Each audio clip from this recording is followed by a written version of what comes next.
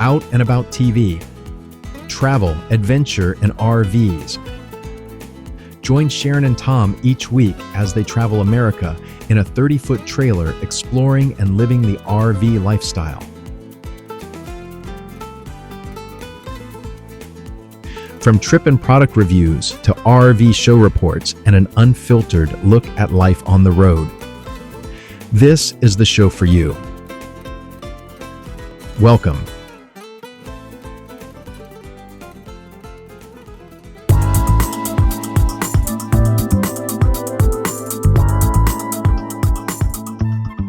Welcome, welcome, welcome.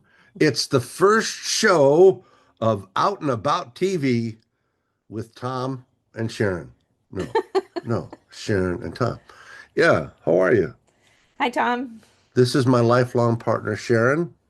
I'm Tom McAuliffe, and this is our inaugural first episode of the new show. I've got my Josh RV Nerd new t-shirt from Bish's RV. So I'm in the height of fashion. Yeah. We're coming to you live from Fort Walton Beach, Florida, in the Panhandle. Where we've been living for the last 16 years. And this is our new show, Travel, Adventure, and RVs. And we're going to talk a little bit about all of those subjects. Kind of different than other shows, a real world look at life on the road. Right. Right now we're in the preparatory stages. We're shopping RVs, trying to figure out what we want, what our requirements are, what we need to be on the road for at least a couple of years is the plan. So we want to take you through that adventure and show you what we do, what we're doing to evaluate and make decisions. Now we have a trailer right now though, right? And it is a 1969 Shasta. It's what I call our COVID coach. It's a very small, it's just called the Compact. It's a Shasta from 69. It's what, 15 feet long? Something like that. Pretty tiny. It's tiny, but it gets us out there and it gets us to the beach so we can have waterfront property and walk to the beach.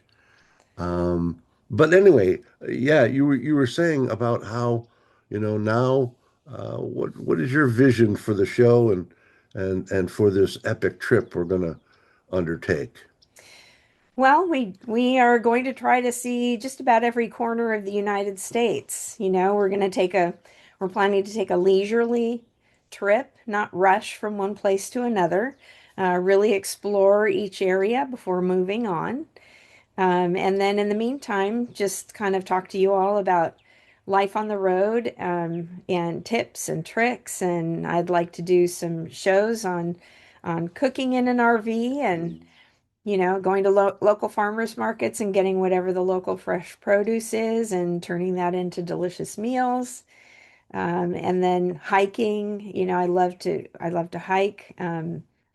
And Tom and I have e-bikes, so we might do a little bit of that, but just, get out and about. With the main goal of hitting all the national parks in the lower 48 and Alaska.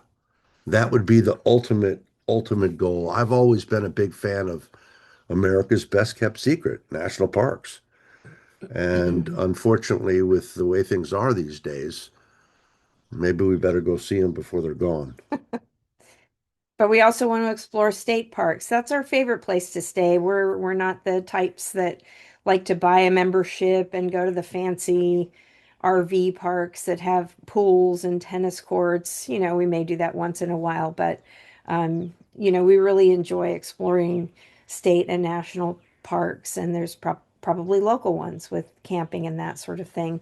Oh, and Tom, you were talking about Harvest something where you can have unique experiences, stay a night, maybe two. Harvest Host, which is a wonderful organization. They've got, I think, over 1,000 different locations now.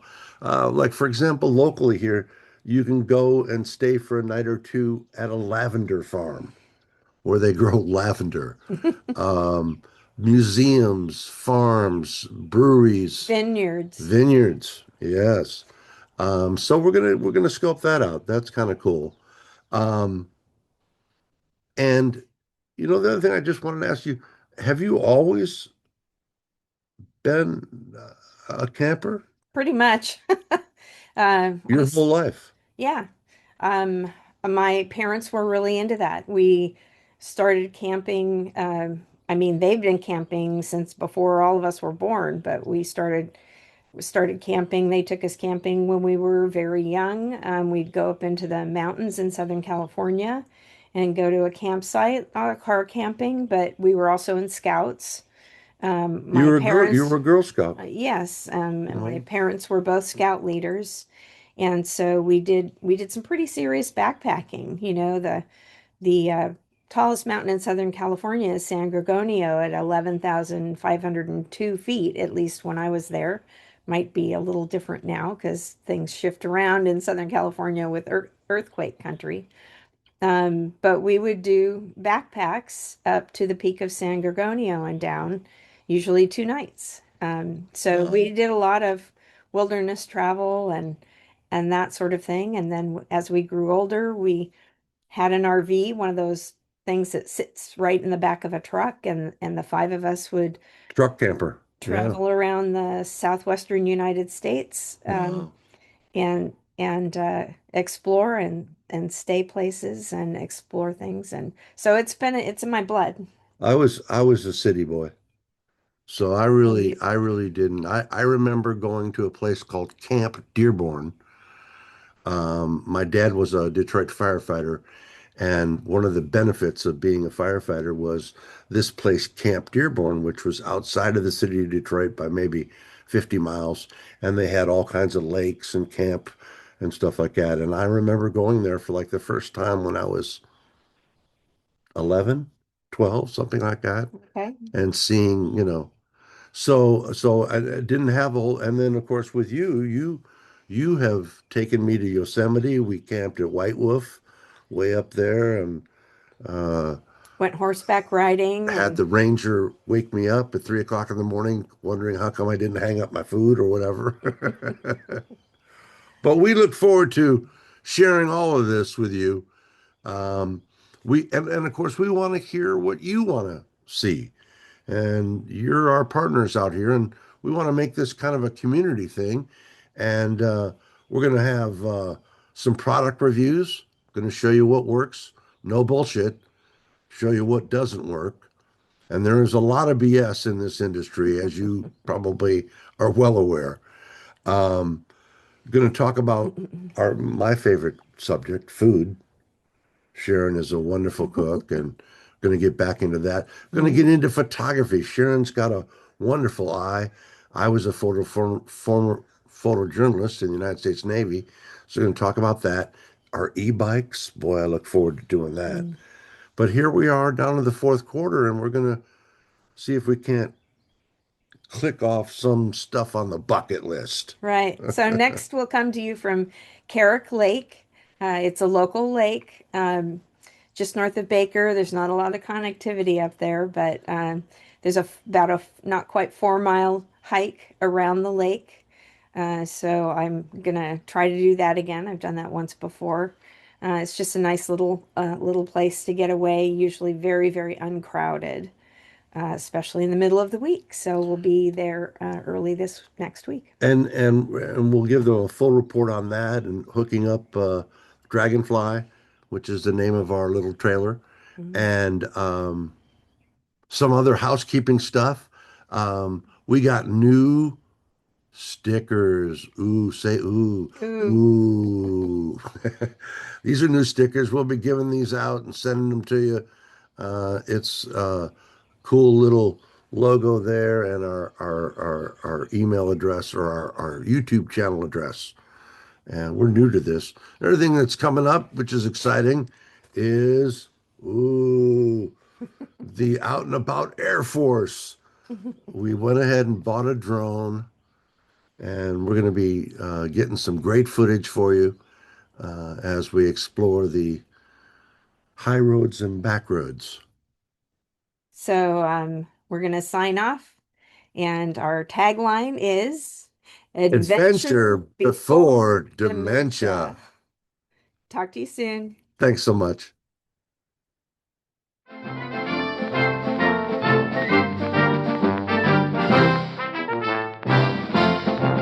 From the sea, from the air, from the land, the latest in news and perspective. It's time now for the Out and About news for March 2026. Aloha and welcome to the latest update on the RV and camping worlds. I'm Tom McAuliffe. You know, if you follow the outdoor lifestyle, you already know that this industry moves in cycles, up, down, everything in between. And right now, we're seeing several major developments that could shape the RV landscape for the next few seasons. We're going to take a look at 5 stories right now that are going on and making headlines in the camping community, from trouble at RV manufacturing to a wave of consolidation in RV dealerships to a brand new state park in the state of Texas, closings in the state of Washington, and a huge recall that may affect a lot of campers with F-150s. So let's start with the big story coming out of the RV manufacturing world. Thor Industries is facing major headwinds. They're one of the big 3: Thor, Winnebago, Forest River. They're one of the largest manufacturers in RV land. And if you've spent any time walking through an RV dealership, you've probably seen their brands: Airstream, Keystone, Jayco, and many, many others. Lately, the company has been facing some serious financial pressures.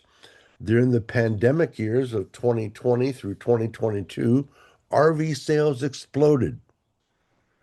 RVing and camping provided people a way to get away with their families and yet kind of isolate. Americans wanted to travel safely, avoid airports, and work remotely while still exploring the countryside. So RV manufacturers ramped up production, and boy, did they, to meet that massive demand. Now the industry has experienced the other side of that boom.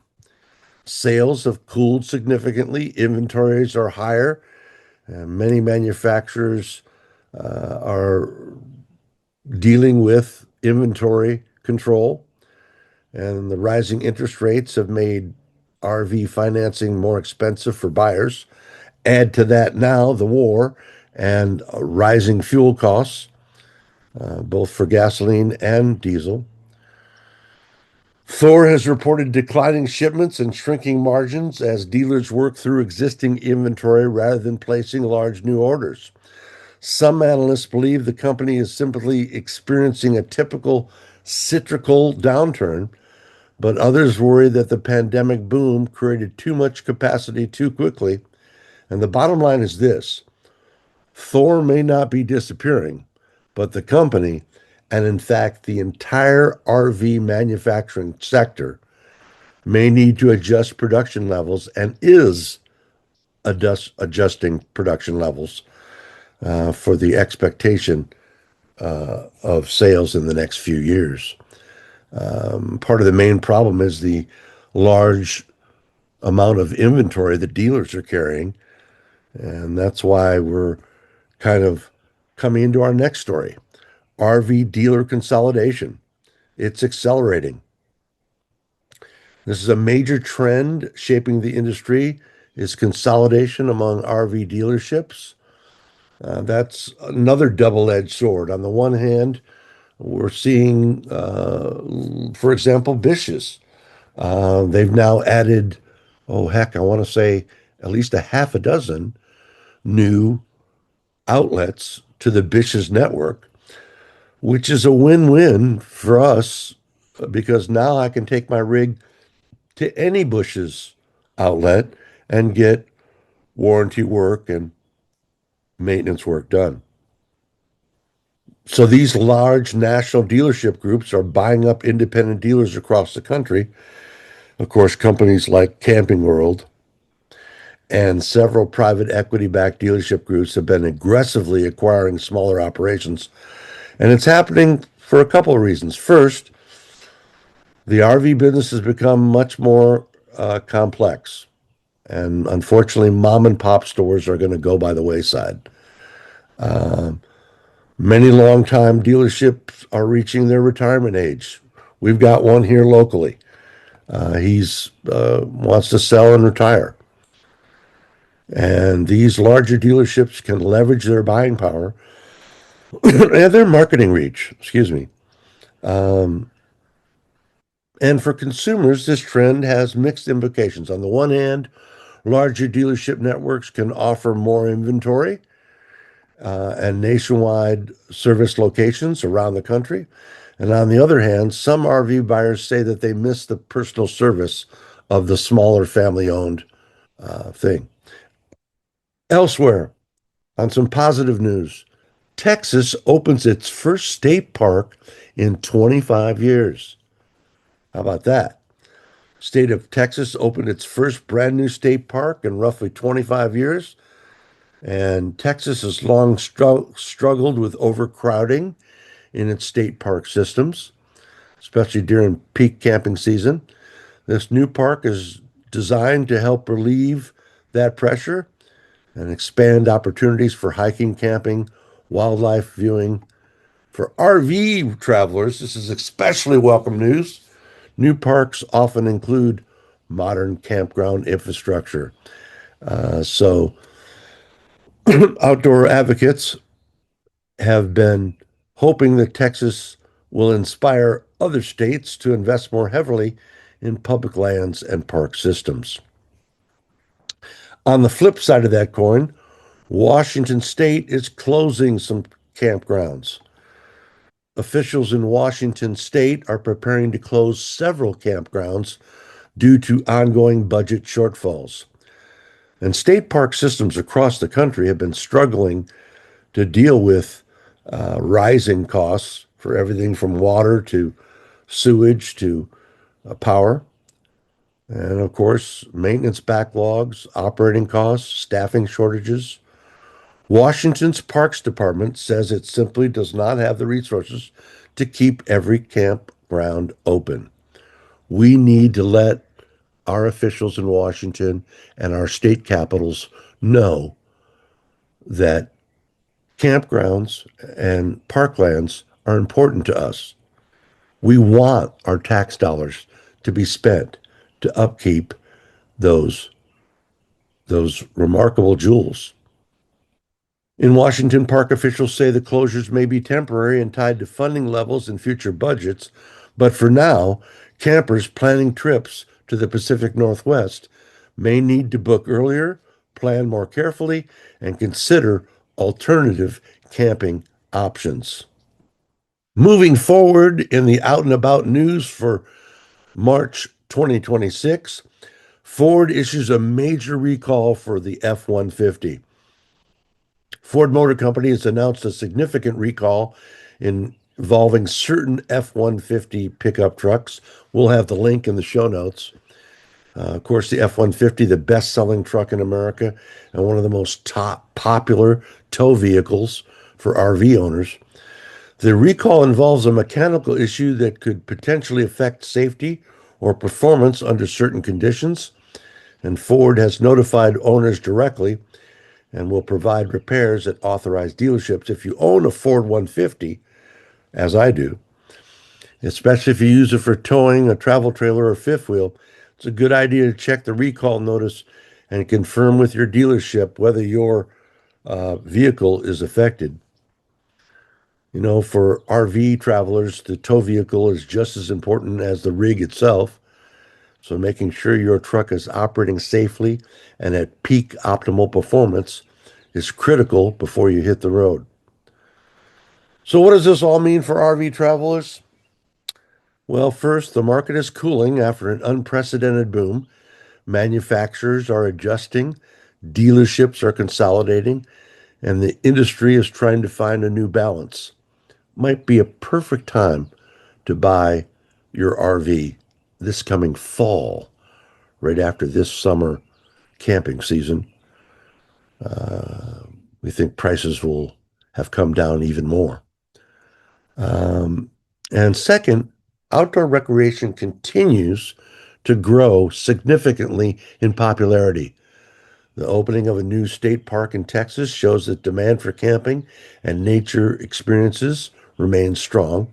And the third is the infrastructure and funding challenges for campgrounds and outdoor recreational activities remains a real issue. Campground closures in Washington, California, and other states need to pressure many state park systems. Sorry. And thirdly, and perhaps most importantly, infrastructure and funding challenges remain a real issue. We need to let our representatives know that campground closures are unacceptable and to invest in America's outdoor resources. For RV travelers, the takeaway seems simple. The love of the road isn't going anywhere, but the industry supporting it is evolving. And as always, whether you're traveling in a motorhome, towing a travel trailer, or exploring with a small camper van, the goal remains the same. See the country, enjoy the adventure, and get out and about.